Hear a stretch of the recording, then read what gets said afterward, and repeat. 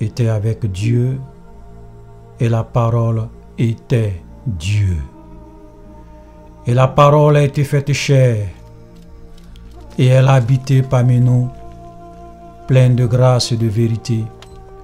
Et nous avons contemplé sa gloire, une gloire comme la gloire du Fils unique venu du Père. La parole a déclaré: vous connaîtrez la vérité et la vérité vous affranchira. Vous connaîtrez la vérité et la vérité vous affranchira. Alléluia. Voilà, c'est notre frère bien-aimé Guélaté, voilà, qui est chargé de nous apporter les conseils du Seigneur aujourd'hui. On va lui laisser toute la place pour le message. Amen. Amen.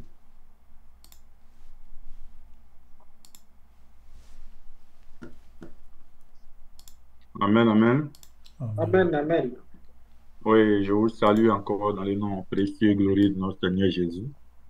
Amen, amen. Amen. Là, voilà, nous avons loué le Seigneur, nous l'avons adoré, nous avons vu les uns les autres danser, hein? Nous montrer les pas qu'on n'a jamais vues, et tout ça pour la gloire de Dieu. Et pour commémorer ce beau moment, la fête de Pâques aujourd'hui, tout le monde entier est en train de célébrer ce moment. Voilà, la mort, la résurrection de notre Seigneur Jésus-Christ de Nazareth. Et c'est bien de faire la fête, de manger, de boire pour certains. Voilà. Et comme notre frère Joseph l'a dit à l'entame, c'est la fête des chrétiens, la véritable fête de Pâques. Amen. Et si nous devons donner des cadeaux à nos enfants, c'est pas la Noël, c'est aujourd'hui. Alléluia. Et c'est bien de l'entendre, voilà, parce que nos enfants, ils sont encore petits et on peut les offrir les cadeaux pour vraiment leur montrer que nous sommes en train de célébrer une fête. Mais en ce qui nous concerne, voilà, c'est autre chose. Au-delà de tout ce qui est nourriture, au-delà de tout ce qui est boisson, au-delà de tout ce qui est fête, nous devons discerner le sens de la Pâque. Amen. Alléluia. Voilà. Et aujourd'hui, nombreux sont ceux-là qui disent fêter la Pâque, mais ils fêteront la Pâque avec le vieux levain. Voilà. Autrefois, les Juifs célébraient la Pâque, c'était pour commémorer leur sortie d'Égypte et leur entrée à Canaan, leur liberté, leur délivrance de l'esclavage. Et aujourd'hui, notre manière de célébrer la Pâque est différente. Notre Pâque, ce n'est pas un jour, ce n'est pas une cérémonie exceptionnelle. Notre Pâque, c'est Jésus. Et lorsque nous lisons 1 Corinthiens 5, le verset 7, la Bible nous dit: faites disparaître le vieux levain, afin que vous soyez une Pâque nouvelle, puisque vous êtes sans levain, car Christ, notre Pâque, a été immolé. Célébrons donc la fête, non avec du vieux levain, non avec un levain de malice et de méchanceté, mais avec les pains sans levain, de la pureté et de la vérité. Amen. Alléluia. Donc, notre manière de fêter la Pâque, c'est vraiment de vivre conformément aux recommandations de Christ. C'est de l'honorer de par nos vies. C'est de dire que tu es mort à la croix, ce n'est pas en vain, mais c'est pour que nous, par nos vies, nous puissions vraiment démontrer qu'il y a un Dieu qui existe et ce Dieu-là voudrait que nous marchions dans la sainteté. Alors aujourd'hui, nous allons parler du péché. Voilà. Parce que c'est ce qui nous empêche de vivre la Pâque, le péché, le vieux levain que nous devons faire disparaître. Et si nous voulons parler du péché, le péché est tellement vaste. Voilà. Et aujourd'hui, le titre, au moins le thème, pardon, que je peux proposer, c'est les dangers de la chute. Voilà, parce que Nous savons dans les langages chrétiens qu'on parle de chute, on parle de péché. Quand on parle de chute, on parle de quelqu'un qui a eu un parcours avec le Seigneur, qui a vécu, qui a eu un témoignage, qui a été un modèle. Quand nous parlons de chute, nous faisons allusion à un responsable de l'Église, un pasteur, quelqu'un qui a une histoire avec le Seigneur et finit par tomber, alléluia, dans le péché. Et quand cette personne tombe dans le péché, évidemment, sa Pâque s'arrête. Voilà. Et c'est pour éviter que notre Pâque s'arrête, parce que nous la commémorons tous les jours, que ce matin, je veux vraiment qu'on partage ce message. Alléluia. Quand nous chutons, quand nous tombons dans le péché, après que nous ayons fait un parcours avec le Seigneur, il y a de graves conséquences. Alléluia. Et c'est ces conséquences-là que nous voulons éviter.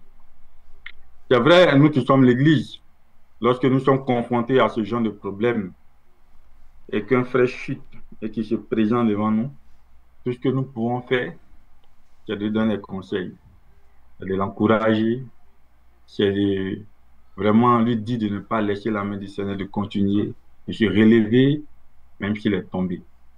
Et l'un des versets, parmi tant d'autres que nous employons, c'est le verset de Proverbe 24, le verset 16. Car 7 fois le juste tombe et il se relève. Alléluia. Et mais, ce que nous ne disons pas, parce que nous sommes en train d'encourager le faire, c'est que quand il tombe, il y a des conséquences. Et souvent, ces conséquences-là sont graves. Ces conséquences-là, souvent, influencent sa vie, même jusqu'à sa mort. Alléluia. Amen. Et donc, nous ne pouvons pas le dire parce que nous sommes en train de l'encourager. Nous sommes en train de l'exhorter. Mais pendant que nous ne sommes pas devant cette personne même vit certaines choses qui sont en réalité les conséquences de sa chute. C'est vrai, le Seigneur va te pardonner. C'est vrai, l'Église va te pardonner. On peut peut-être te mettre un moment en retrait, mais on va te rétablir. Et tu vas continuer ta fonction dans l'Église. Mais tu vas payer le prix de ton acte. Et donc, c'est à juste titre que Paul dit, dans 1 Corinthiens 10, le verset 12, que celui qui se croit être debout, prend garde de ne pas tomber. Parce que nombreux sont ceux dans la parole de Dieu qui sont nos pères, les prophètes, les hommes de Dieu, les rois, qui ont chuté et qui ont fini, mais par subir des conséquences. C'est vrai, le Seigneur leur a pardonné, mais ils ont payé le prix. Et comme nous voulons apprendre de l'histoire des autres, de ceux qui nous ont dévancés, nous ne voulons pas apprendre à nos dépens, nous allons alors nous appuyer sur certaines personnes dans la Bible qui ont commis des péchés alors qu'ils étaient à un certain niveau avec le Seigneur et qui malheureusement sont tombés et ça n'a pas été vraiment quelque chose de bien pour eux. Alléluia. Et donc, la première personne de qui nous allons parler, c'est David. David, c'est l'homme selon le cœur de Dieu. David, c'est celui-là que le Seigneur a enlevé derrière les brebis et qu'il a fait monter de façon glorieuse, mais dans le palais d'Israël. Il a été oint par Samuel comme roi et il a fait de grandes choses par la grâce du Seigneur. Et David a vaincu Goliath. Ce David-là aimait tellement Dieu qu'il était prêt à donner sa vie pour défendre le nom de son Seigneur. Là où tout Israël fuyait devant Goliath, David s'est présenté devant Goliath et il a combattu par le nom de Jésus. Donc, du moins, au nom de Dieu, et il a vaincu Goliath. Et David-là est arrivé au palais. Et arrivé au palais, la Bible dit que un jour David se promenait et il va avoir une femme qui s'appelle Bathsheba. C'était la femme de quelqu'un. Et nous pouvons lire, lorsque nous prenons 2 Samuel 11, à partir du verset 2. Un soir, David se leva de sa couche. Et comme il se promenait sur le toit de la maison royale, il aperçut de là une femme qui se baignait et qui était très belle de figure. David fit demander qui est cette femme. On lui dit, n'est-ce pas Bathsheba, fille d'Eliam, femme d'Uri, le Héthien. Alléluia. Et David envoya des gens pour la chercher. Elle vint vers lui et il coucha avec elle. Après s'être purifiée de sa souillure, elle retourna dans sa maison. Cette femme devint enceinte et elle fit dire à David, je suis enceinte. Donc voilà la chute que David va connaître. Vous savez, à un moment donné, quand nous atteignons une certaine gloire, quand nous atteignons un certain niveau de richesse, de prospérité, très souvent on oublie là où nous sommes quittés. David a oublié qu'il était derrière des bêtes et le Seigneur l'a enlevé pour le faire asseoir aujourd'hui à la table des rois, pour diriger son peuple. David a décidé alors de mettre Dieu de côté et de suivre ses pulsions, de satisfaire au désir de sa chair. Donc, qu'est-ce qu'il va faire? Il va aller prendre Bathsheba et il va coucher avec elle. Sachant bien que c'est la femme de quelqu'un, un de ses soldats. Et comme le péché appelle un autre péché, quand elle tombe enceinte, il va vouloir alors, lorsque Uri, son mari, revient de la guerre, parce qu'il partait très souvent en guerre, pour aller conquérir des territoires, il va demander à Uri d'aller coucher avec sa femme. Et nous pouvons lire toute l'histoire. Et quand Uri refuse de coucher avec sa femme parce que ses amis sont en guerre, il veut retourner en guerre, David insiste. Mais lui aussi, il insiste. Et il ne va pas coucher avec sa femme. Parce que l'objectif de David, c'était que ce dernier couche avec sa femme et que peut-être la femme lui dit, je suis enceinte et c'est de toi, Uri. Mais Dieu, sachant faire les choses, a empêché Uri d'aller coucher avec la femme.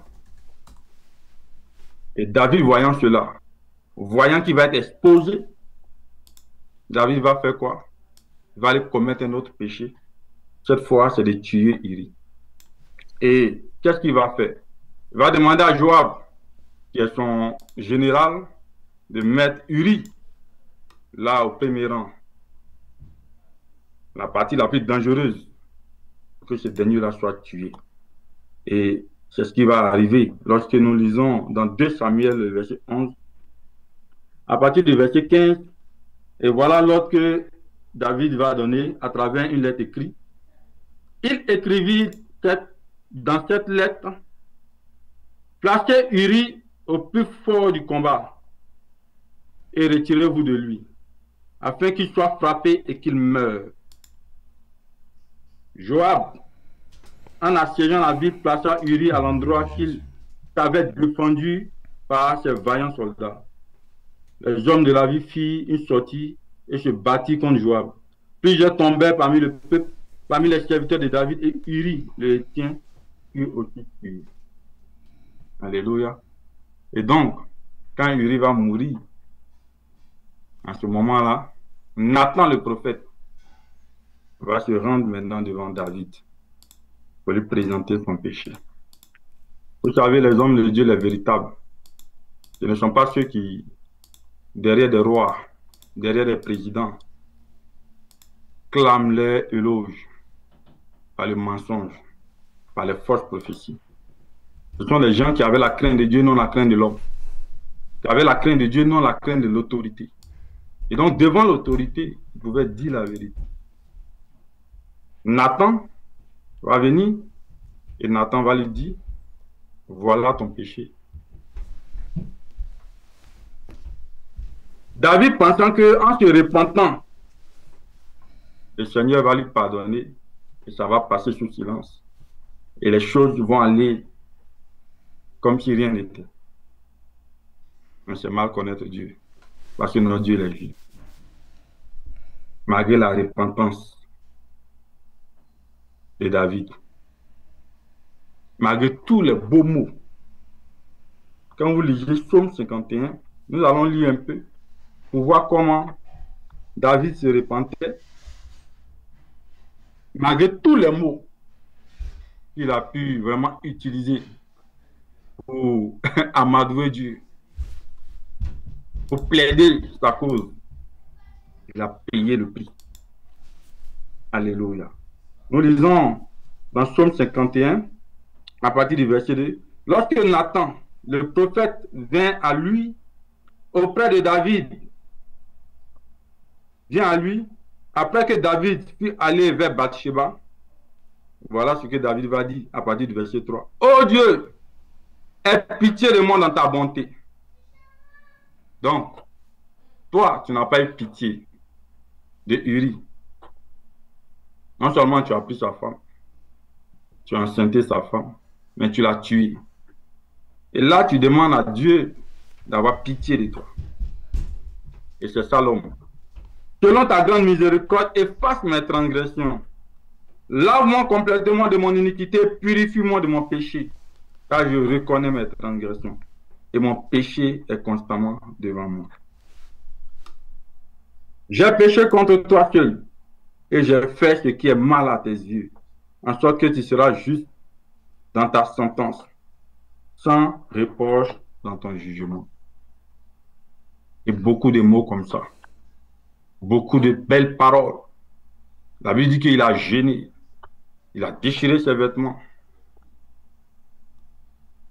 L'enfant issu du péché qu'ils ont commis, l'enfant a été frappé d'une maladie. Et ça, c'est l'une des conséquences. Malgré le jeûne, malgré les prières, malgré les repentances que David a pu faire, il n'a pas échappé. L'enfant est mort. Alléluia.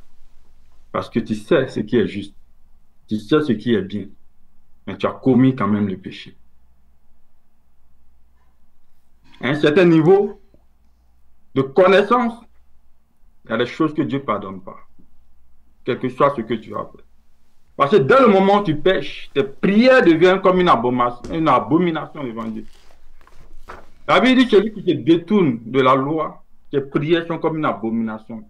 Et dès le moment où David s'est détourné des lois de l'Éternel, cette parole s'est appliquée à lui.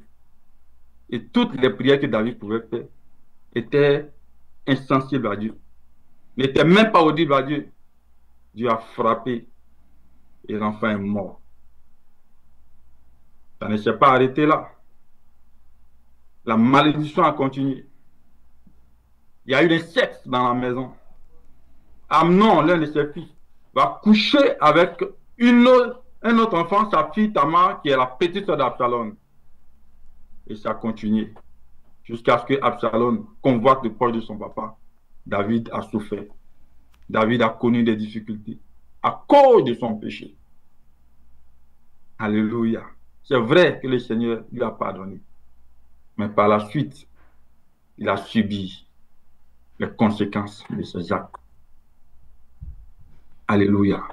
Et tellement ça a été douloureux pour lui. Quand David va quitter dans ce péché, il ne va plus pécher jusqu'à sa mort. Au point où même dans sa vieillesse, on lui envoie une vieille pour le réchauffer.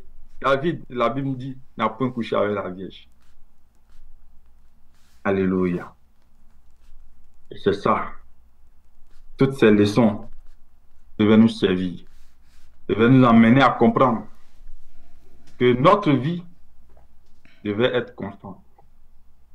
Si nous pouvons rester debout jusqu'à ce que Jésus revienne, pourquoi ne pas rester debout?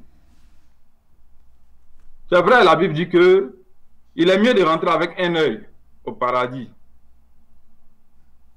que d'avoir les deux yeux et rentrer en enfer. Il est mieux d'être manchot et rentrer au paradis, que d'entrer avec les deux mains ou les deux pieds à l'enfer. Mais si tu as la possibilité de rentrer avec les deux yeux au paradis, pourquoi vouloir forcément casser un œil? Si tu as la possibilité de rentrer avec tous tes membres, Pourquoi vouloir alors casser un bras? Si tu peux être meilleur, pourquoi chercher à être moyen? Et l'objectif aujourd'hui de mon message, c'est que nous restons debout. Nous veillons à ne pas tomber. Comme David est tombé, il a subi les conséquences de ses actes. Une deuxième personne, notre père à tous, Adam, et notre mère, Ève. Nous lisons dans Genèse 3 à partir du verset 9. Voilà ce que nous dit la parole de Dieu.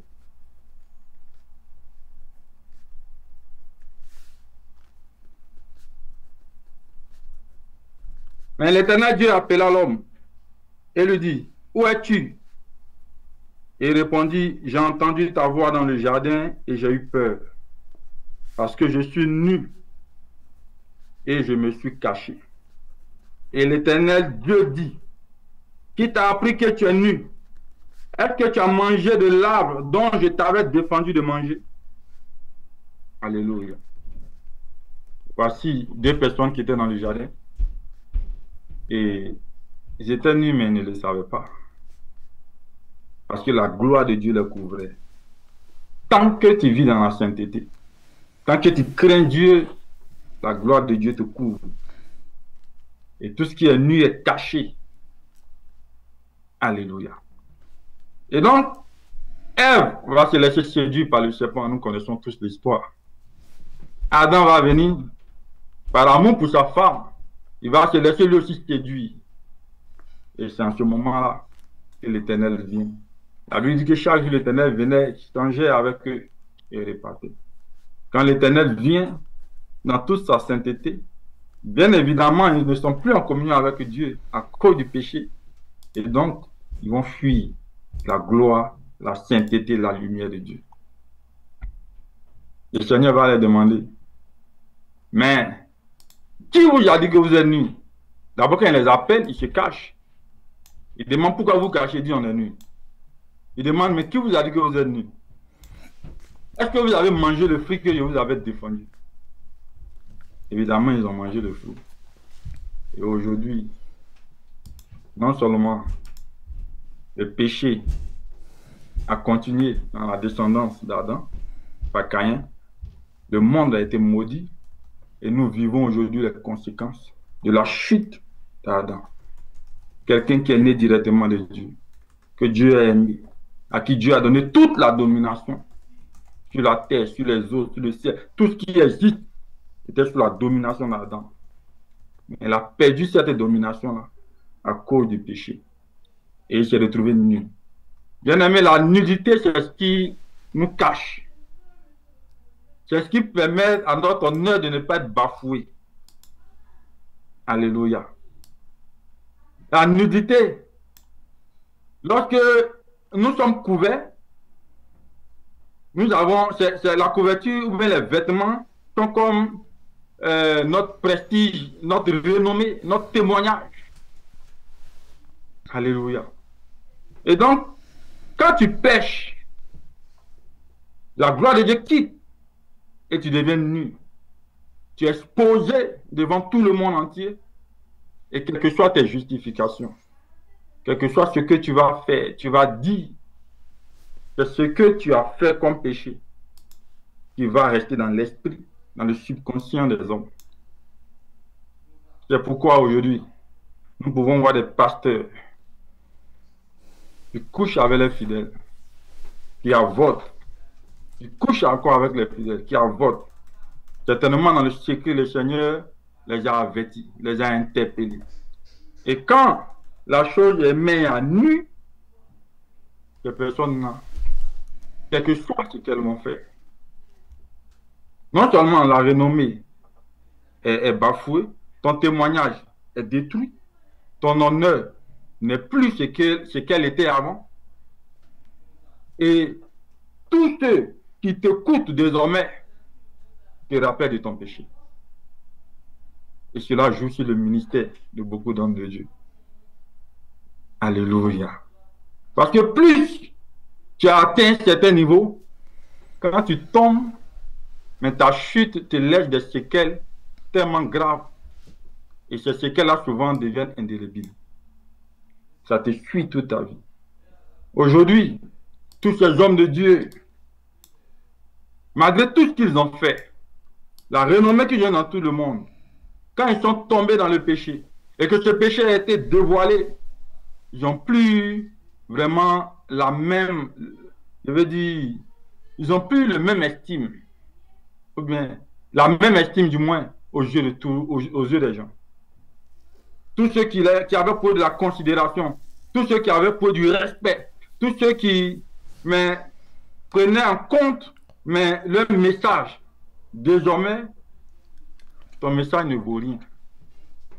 Quelle que soit la manière dont tu vas prêcher, quel que soit ce que tu vas dire, quel que soit le bruit, quelle que soit la puissance que tu vas manifester, parce que tu as péché, ce péché-là reste collé sur toi. Et quand on te voit, c'est ce péché-là qui vient à notre esprit. On se rappelle que tu as couché avec une femme dans ton église, tu as avorté. On se rappelle que tu as divorcé ta femme et tu es allé marier une autre femme. On se rappelle de ton péché, de ton iniquité. Alléluia. Et c'est ça, malheureusement. Et cette réputation que tu avais, tu ne peux plus la soigner parce que c'est détruit, c'est gâté dans l'esprit des gens. Malgré tout ce que tu vas faire, malgré ta repentance. Il y a un grand homme de Dieu américain, un grand évangéliste, de qui on nous parlait quand nous étions encore jeunes, mais qui a commis l'adultère. Et cette affaire était sûre de tous. Mais malgré tout ce qu'il a fait, après, ça n'a pas été comme quand il n'avait pas encore péché. L'impact qu'il avait sur le monde, à travers ses œuvres, à travers ses évangélisations, à travers ses délivrances, ses miracles, ça n'a pas d'effet dans le cœur et dans l'esprit des gens, comme ça l'était avant qu'il ne tombe. Alléluia. Malheureusement, il ne peut plus retrouver cette réputation. Il ne peut plus avoir les honneurs qu'il avait. Même quand il avait ses amis pasteurs, oui, ils vont lui pardonner. Ils vont partager souvent la nourriture avec lui. Mais ça reste comme dans l'hypocrisie. Parce qu'après, c'est cette image-là qui reste collée. Et jusqu'à ta mort. Pendant toute ta vie. Alléluia. C'est pourquoi, prenons garde, comme Paul a dit, de ne pas tomber. Si tu crois être debout, travaille à rester debout. Travaille à rester constant. Là où tu es, si tu ne peux pas évoluer, ne descends pas. Alléluia. Sinon, je te conseillerais de chercher à évoluer, à progresser, à aller de l'avant avec le Seigneur. Une troisième personne qui va chuter, c'est Moïse. Nous allons lire Nombre 20, le verset, après du verset 8 au verset 12.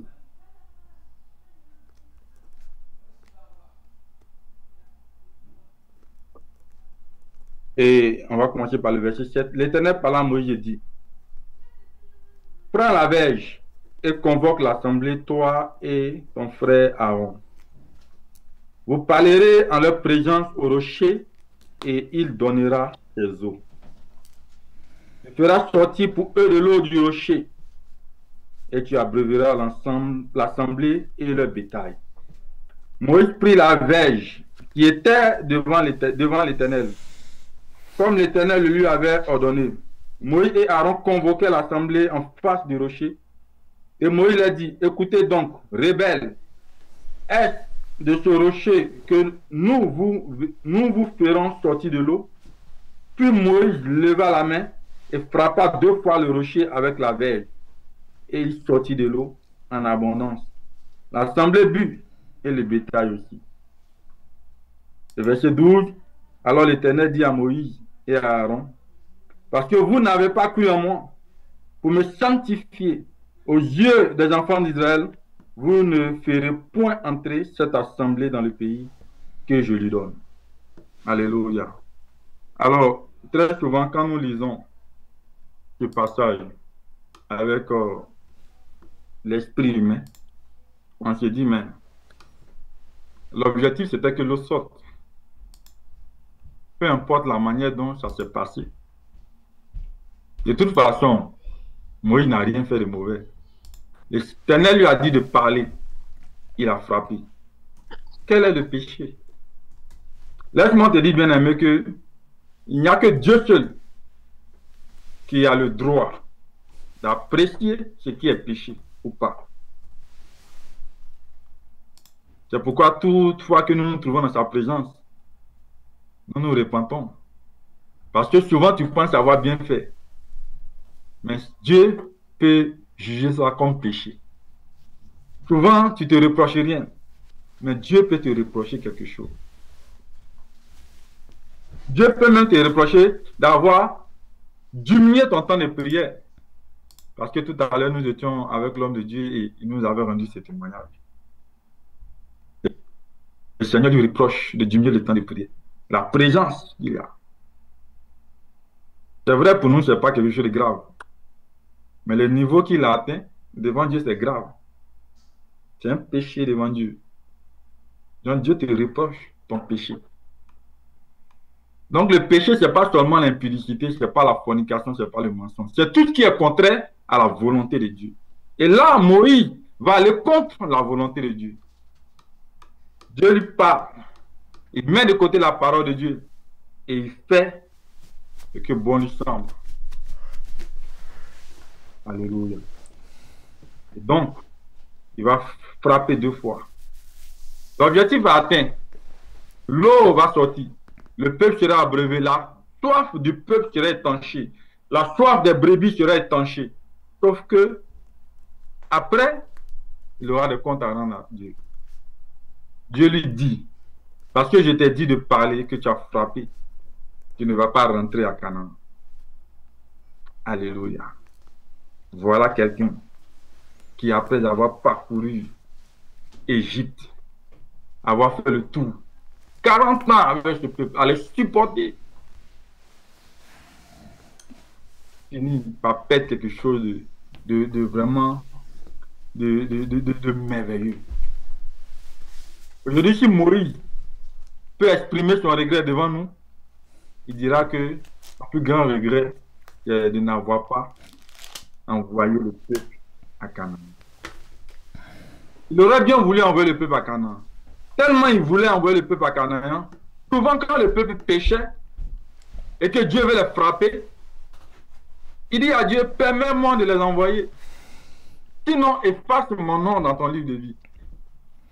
Moïse était prêt à aller à Canaan plutôt qu'à aller au paradis. Alléluia. Parce que ça lui tenait à cœur de conduire ce peuple-là. Il voulait voir ce pays. Il voulait expérimenter ce qu'il a entendu de ce pays. On dit que c'est un pays où coule le lait et le miel. Il voulait aussi aller goûter ce lait. Il voulait aller goûter ce miel. Lui à la tête du peuple de Dieu. Et voilà que ça va lui être arraché. Il n'aura plus ce privilège. Et c'est quelqu'un d'autre qui va amener ce peuple-là à Canaan. Alléluia. Bien aimé, aujourd'hui, le Seigneur avait préparé beaucoup de choses pour beaucoup de nos frères, pour beaucoup de nos sœurs. Mais à cause de la chute qu'elles ont connue, ces personnes-là ont raté la grâce que Dieu avait préparée pour elles. Il y a des choses que Dieu avait préparées pour toi, mon frère. Il y a des choses que Dieu avait préparées pour toi, ma soeur. Mais à cause du péché, parce que tu n'as pas su veiller, bien que tu aies la connaissance, tu as joué le péché, tu as caressé le péché, tu as eu un moment donné, à négliger les choses de Dieu. Et ces choses-là t'ont échappé. Et tu ne pourras plus les avoir jusqu'à ce que Jésus revienne. Si Jésus ne revient pas aussitôt, jusqu'à ce que la mort t'emporte, tu n'auras pas ces choses. Alléluia. Alors ce matin, mon souhait, c'est que nous soyons toujours debout. C'est que nous soyons toujours prêts à résister au péché. Que nous prenons garde. Que nous veillons. Ceux que je viens de citer, eux au moins, ils ne sont pas morts physiquement. Ils ne sont pas morts spirituellement sur le coup de leur péché, sur le coup de leur chute. Mais d'autres en sont morts, spirituellement comme physiquement. Malheureusement. Alléluia. Et si je vous parlais de Judas, l'histoire de celui-là que tout le monde connaît, il est tombé. Malgré tout le parcours qu'il a eu, toutes les grâces, toute la bénédiction. Être en la présence de Jésus, c'est la meilleure des bénédictions. Être disciple de Jésus, c'est la meilleure des bénédictions. Aujourd'hui, nous voulons être disciples des présidents. Nous voulons être disciples de certaines autorités. Nous voulons être disciples de certains pasteurs. Alléluia. Il y a des gens qu'on les appelle à rentrer dans le conseil, mais c'est une fête pour eux. Imagine un grand homme de Dieu, de qui tout le monde parle. Un bon pasteur qui est connu de tous sur les réseaux sociaux. Et puis demain, on te voit être son second, son troisième, appartenir à son conseil. C'est un honneur. Mais et Jésus? Et Judas était celui-là qui était auprès de Jésus. Et qui a marché avec Jésus. Qui a atteint un certain niveau quand même. Parce que quand tu marches avec Jésus, il faut t'attendre à jeûner, il faut t'attendre à prier, il faut t'attendre à voir des miracles, des prodiges. Et même ils partaient, à un moment donné, Jésus les a envoyés. Ils sont allés, ils ont guéri des malades. Et puis ils sont revenus et ils rendaient témoignage des miracles qu'ils avaient opérés.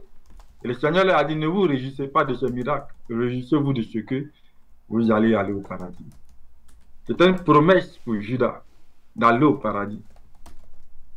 Judas est tombé.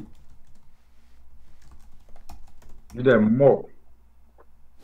Non seulement spirituellement, Judas est mort physiquement. Alléluia. Et quand nous lisons Hébreux, le chapitre 6, à partir du verset 4, c'est un message ou c'est un verset que tout chrétien devrait s'approprier. C'est-à-dire, quand tu marches, que tu aies ce verset-là gravé sur le tableau de ton cœur. Et comme je l'ai dit tantôt, quand on parle de chute, c'est ceux-là même qui ont une expérience avec Dieu. C'est ceux-là qui ont goûté des choses que tout le monde ne goûte pas. Et quand nous lisons Hébreux 6 à partir du verset 4, la Bible dit, car il est impossible que ceux qui ont été une fois éclairés, qui ont goûté le don céleste, qui ont eu part au Saint-Esprit, qui ont goûté la parole de Dieu et la puissance du siècle à venir, et qui sont tombés, et qui ont chuté, soient encore renouvelés et amenés à la repentance, ceux qui crucifient pour leur part le Fils de Dieu et l'exposent à l'ignominie. Alléluia. Ceux qui crucifient. Aujourd'hui, nous parlons de la Pâque. Quand Jésus est mort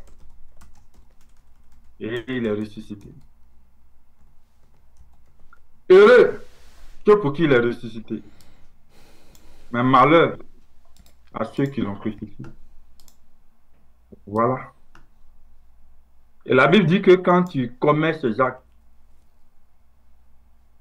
c'est comme quelqu'un qui crucifie Jésus, qui est en train de clouer Jésus. Parce que tu as eu la connaissance, tu as atteint un certain niveau et tu es tombé. Tu n'as pas été capable de tenir. Tu n'as pas été capable de garder les dons spirituels que le Seigneur t'a donnés et d'en faire bon usage pour le bien du royaume, pour le progrès de l'Église, pour le salut des âmes.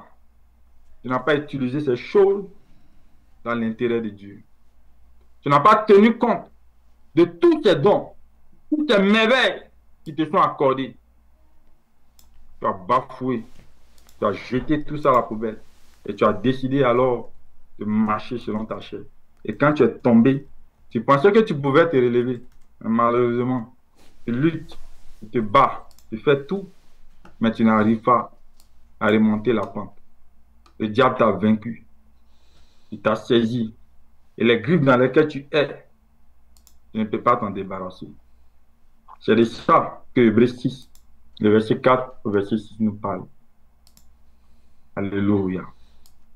Alors que le Seigneur nous aide, que le Seigneur nous bénisse, que le Seigneur nous amène à comprendre ce que Dieu veut réellement. Et je le disais un peu plus tôt, qu'aujourd'hui, nous sommes là et nous célébrons la Pâque. Certainement, d'autres ont déjà mangé le poulet, ils ont déjà bien mangé avant que nous nous retrouvions là.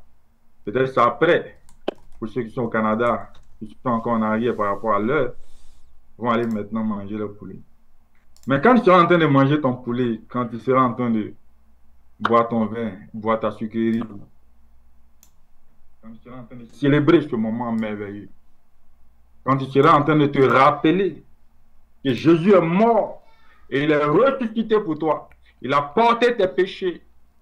Par lui aujourd'hui, te rapprocher de Dieu, comme Éphésiens 2, le verset 13 pouvait nous dire. Nous sommes, nous qui étions jadis éloignés, rapprochés de Dieu par le sang de Jésus. Souviens-toi que c'est en marchant dans la sainteté, en tenant le bon bout, en restant constant, en progressant et non pas en chutant, que tu seras en train de réellement célébrer la Pâque. Alléluia. Bonne fête de Pâques à chacun de nous. Et que nous discernons le sens de cette fête. Et que nous vraiment voyons chaque jour comme une Pâque pour nous. Non pas comme les autres le font. Avant-hier, vendredi, j'ai vu une communauté dont je vais taire le nom. Voilà, fait une mise en scène. On prend Jésus, on prend un homme, hein, on le revêt de boubou blanc, on lui fait porter une croix et ils font une distance en marchant, ce qu'ils appellent le chemin de croix. Et pendant ce temps, ils sont en train de chicoter celui qui a porté la croix. On chicote, on chicote. Arrivé à un certain carrefour, on se met en genoux, on récite des versets, on récite des textes. On se relève. Tout ça pourquoi? Pour montrer que ce jour-là, Jésus a souffert pour nous, pour que nous soyons délivrés. Il a porté le péché de toute l'humanité. Il a été même séparé d'avec son Père. Ça, c'est la plus grande douleur. Mais quand ils ont fini, après, ils se sont retrouvés dans les maquis, dans les bars, en train de se saouler. C'est-à-dire que cette mise en scène-là, la leçon qui est derrière, ils n'ont rien compris. Ils n'ont rien compris, rien du tout. Je les vois passer devant ma cour, saoulés. Après avoir chicoté Jésus. Laisse-toi disant Jésus. Alléluia. Et c'est dommage. C'est dommage. Et quand nous, on nous voit, on nous dit que, mais vous ne vivez pas. Voilà. Vous ne vivez pas. Vous avez changé la religion, on dirait que c'est pour vous. Alléluia. Tout ça pour nous décourager. En fait, c'est parce qu'ils ne peuvent pas mener la vie que nous menons. Ils nous voient célébrer réellement la Pâque tous les jours. Par la vie de sainteté, la vie de consécration que nous menons, la vie de vérité. Et comme ils n'ont pas cette force, qu'est-ce qu'ils font? Ils essaient par des paroles de nous décourager et de nous rabaisser à leur niveau. Parce qu'ils nous voient élevés. Ils veulent nous voir, ou bien ils veulent nous amener à chuter. Alléluia. Donc soyons forts. Nous sommes dans la vérité. La vie que nous menons, c'est la vraie vie. Il n'y a pas de meilleure vie. Jésus-Christ est le chemin, la vérité, la vie. En dehors de Jésus, il n'y a pas de vie. Et quand je te parle, je suis mieux placé parce que j'ai vécu dans le monde et je suis en Christ. Pourquoi je demeure en Christ? Parce que j'ai su faire la différence. Et j'ai vu qu'en Christ, Il n'y a pas photo. Alléluia. Amen. Que le Seigneur nous, que le Alléluia. Seigneur nous aide. Restons debout, restons forts, malgré les difficultés, malgré les épreuves. Satan passera par tous les moyens pour nous faire chuter. Parce qu'il veut aller devant Dieu pour nous accuser. Il veut aller devant Dieu pour dire, mais voilà ce fils-là de qui tu rends témoignage. Parce que même si nous ne le savons pas, nous pouvons croire, parce que la Bible nous dit que Dieu rend témoignage de ses enfants devant le diable. Dieu rend témoignage de toi, ma soeur Agnès. Dieu rend témoignage de toi, mon frère Frédéric. Dieu rend témoignage de tous ceux qui sont là. La soeur Sylvie, toutes les soeurs, tous les frères, le frère Joseph. Dieu rend témoignage de vous. Et ce que le diable veut, c'est de briser votre témoignage. C'est de détruire ce témoignage. C'est de vous accuser. Alléluia. Et chaque fois que nous évoluons, le Seigneur dit c'est bien. C'est très bien. Tu vois le diable, tu vois Satan, mon fils fait du progrès. Il avance. Et ce sur quoi je vais finir, c'est que quand nous évoluons, c'est comme si nous sommes en train de monter à un immeuble. Quand nous marchons avec le Seigneur, nous arrivons au premier étage, nous arrivons au deuxième étage, au troisième étage, jusqu'à peut-être au 20e. Et c'est le progrès que nous faisons. Mais laisse-moi te dire que celui qui est au 20e, quand il tombe, sa chute est plus grave que celui qui est au premier. Alléluia. C'est pourquoi, plus tu évolues, prends garde de ne pas tomber. Parce que ta chute peut être catastrophique. Que le Seigneur nous bénisse. Bonne fête de Pâques.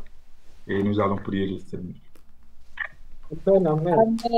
Amen, amen, amen. Amen. Sois béni. Amen. Amen. Amen, amen. Que Dieu bénisse son serviteur. Amen. Gloire à Dieu. Amen. Voilà, nous bénissons le Seigneur pour sa parole. Que toute la gloire revienne à notre Dieu. Christ, notre Pâques, a été immolé. Donc, célébrons donc la fête, non avec du vieux levain, mais avec un levain, non avec un levain de malice et de méchanceté, mais avec le pain sans levain de la pureté de la vérité. Alléluia. Voilà, merci à notre frère, voilà, qui nous a apporté l'exhortation. Que le Seigneur le bénisse. Et bonne fête aussi à toi et à toute ta famille. Voilà, avant de prier pour le message, je voulais apporter une clarification sur un point pour ne pas que les gens partent avec des idées un peu pas claires. Je vais profiter de ce message pour répondre en même temps à la question: est-ce que, je pose en même temps, je formule ça sous forme de question, est-ce que même si Dieu pardonne nos péchés, nous devons subir obligatoirement les conséquences? Voilà. Donc, je voulais vraiment clarifier ce point-là, puisque c'est un peu ressorti dans le message, parce que certains peuvent dire, oui, mais, et je pense que le frère a dit cela, hein, David a demandé pardon, mais Dieu, voilà, lui a fait payer quand même les conséquences de ses péchés. Voilà. Et on peut vraiment se dire, donc, est-ce que cela veut dire que si je commets un péché, peu importe le péché, que je demande pardon à Dieu, est-ce que le Seigneur va me faire payer les conséquences de mon péché, même s'il me pardonne? Voilà, donc c'est très important. Donc, ce qu'il faut comprendre dans le cas de David, c'est que le péché de David, il y a 2 points dans le péché de David. Le premier point, c'est que le péché de David, c'est un péché très grave. Parce que non seulement il a couché avec la femme d'Uri, il a tué Uri. Il a monté toute une cabale pour que Uri meure, soit assassiné. Donc c'est un meurtre. Non seulement il a commis l'adultère, cet adultère-là ne s'est pas arrêté là, ça a été suivi de meurtre. Et quand on regarde les principes de Dieu, quand tu tues un homme, c'est très grave devant Dieu. Quand on regarde le cas de Caïn, par exemple, Caïn est le premier homme sur la terre que Dieu a maudit.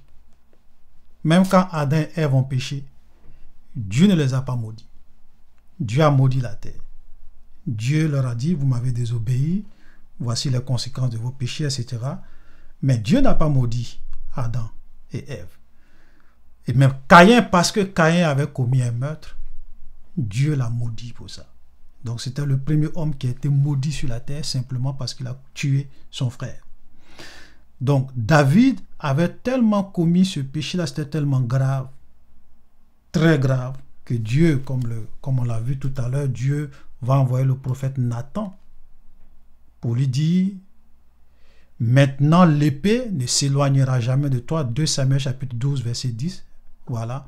Maintenant l'épée ne s'éloignera pas jamais de ta maison, parce que tu m'as méprisé, parce que tu as pris la femme d'Uri pour le Héthien pour en faire ta femme. Ok. Ainsi parle l'Éternel, voici je vais faire venir sur toi.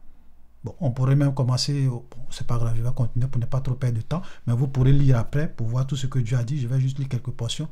Voici je ferai sortir de ta maison le malheur contre toi. Je vais prendre sous tes yeux tes propres femmes pour les donner à un autre qui couchera avec elles à la vue de ce soleil, car tu agis en secret, et moi, je ferai cela en présence de tout Israël et de la face du soleil. Voilà. Donc, Dieu lui a dit, tu as fait ça, voici les conséquences de ton péché. Parce que ce que David avait commis, c'était un péché très, très, très, très grave. Première raison.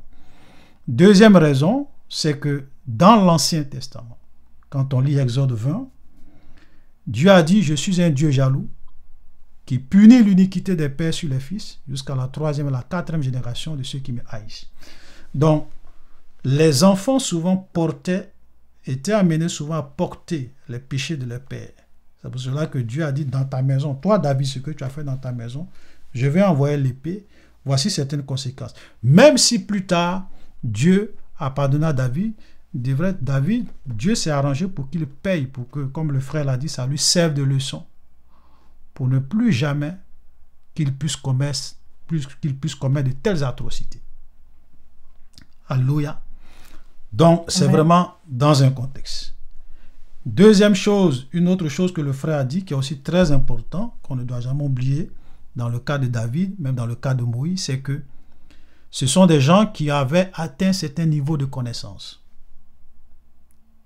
David a reçu l'onction. Il a reçu l'Esprit de Dieu.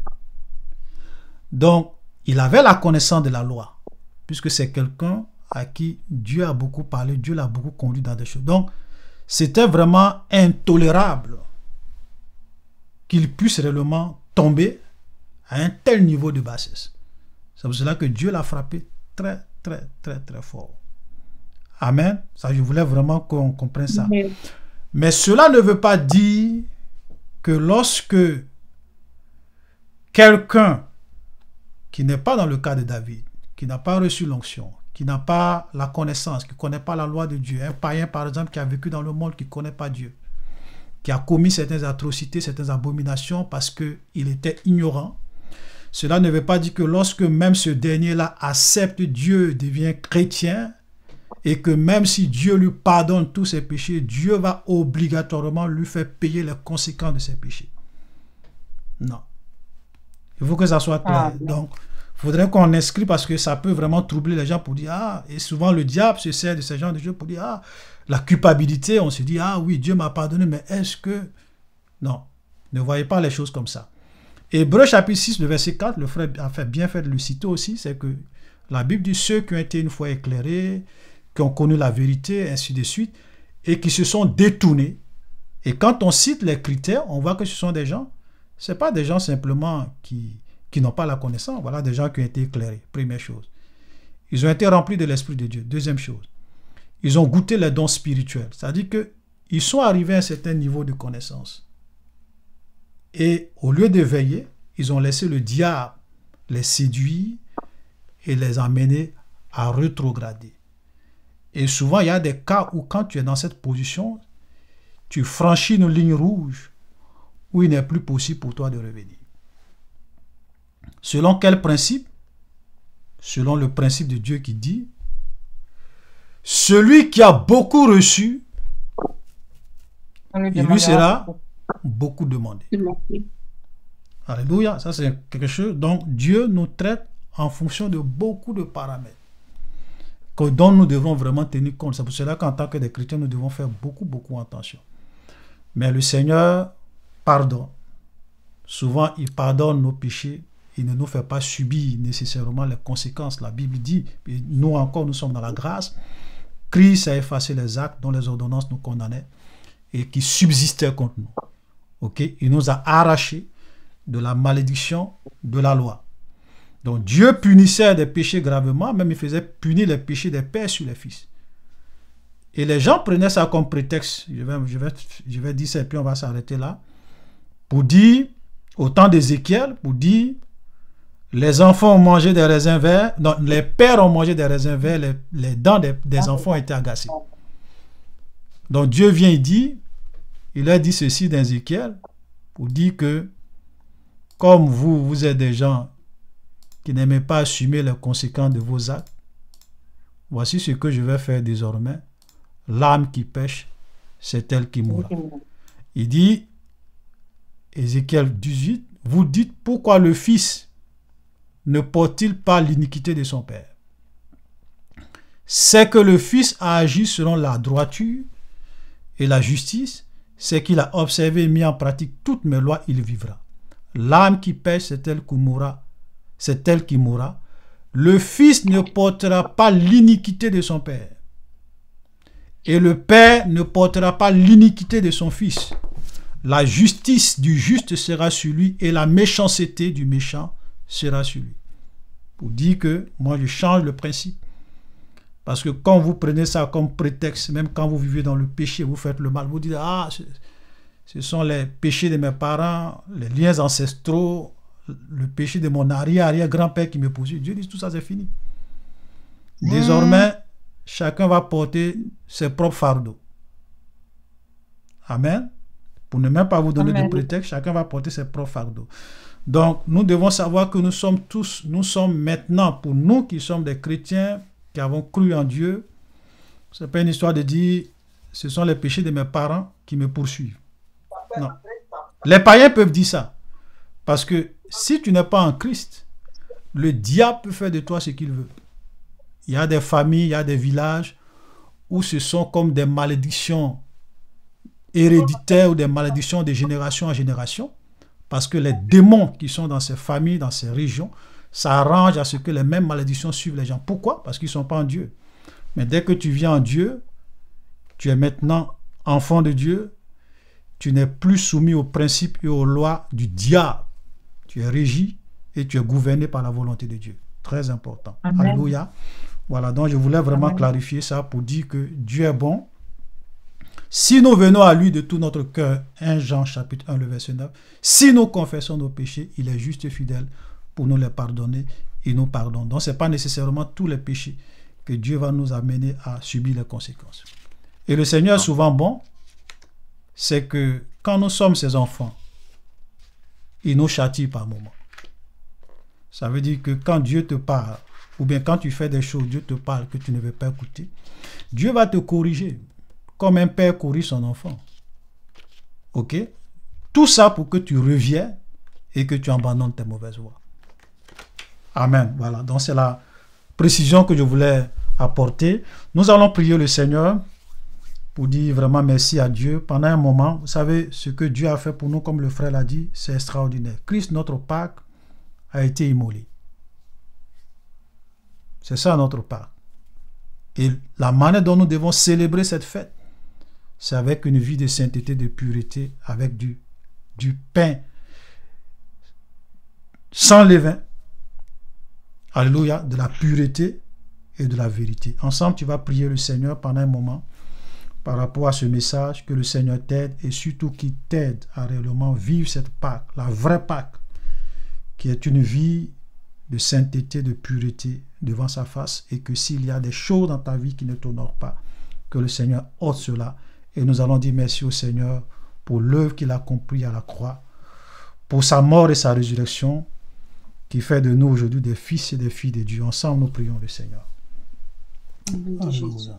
Notre Père, notre Roi. Notre Dieu et notre Père, nous voulons te rendre gloire. Dieu des armes, Papa, je te bénis Nous pour voulons cette te célébrer, notre Dieu. clair et Nous net. voulons te rendre toute la gloire encore, Seigneur, ce matin. Éternel des armées, tu as été immolé, Seigneur, pour nous, pour que nos noms, Seigneur, soient écrits dans le livre de vie. Nous voulons te rendre toute la gloire. Nous voulons, Seigneur, te célébrer. Nous voulons, Seigneur, te glorifier. Nous voulons, Seigneur, t'exalter. Oh Dieu vivant. Merci pour ta fidélité. Merci pour ta grâce. Merci pour tous tes bienfaits, Seigneur. Merci, Éternel des armées, pour l'œuvre de la croix, pour ta mort et ta résurrection. Nos noms sont écrits dans le livre de vie. Nous voulons être infiniment reconnaissants. Gloire et honneur à toi, Seigneur. Gloire et puissance à toi, Seigneur. Gloire et magnificence à toi, Seigneur. Oh Dieu, merci. Merci pour ta femme.